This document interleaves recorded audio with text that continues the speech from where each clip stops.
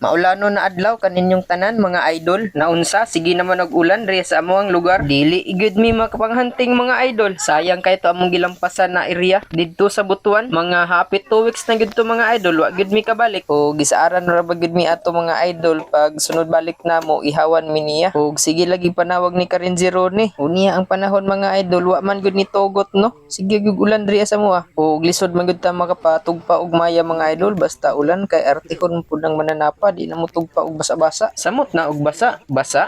Basa-basa. Haha, amber og karon gani nagulan na pod mga idol.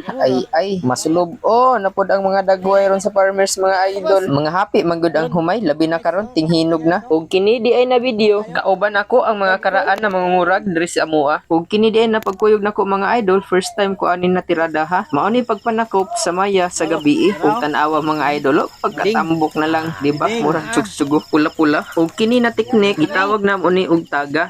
Og pasensya kaninyong tanan mga idol kay wala ko'y footage sa among pagpanako kay dili man gud daw sila gusto mabidyuhan ang ilang trabaho. Respeto na lang pud ko sa akong mga katribo pero try nako pohon kanang makakita ta og atong area para makahangyo ko og ma-share pud nako kaninyo og kanang mga batan-on dili na namo kauban. Mga batan-on na sila nanupuyo anang lugara og maora to mangantayon mga idol. Nag-imas tibiding. Brr.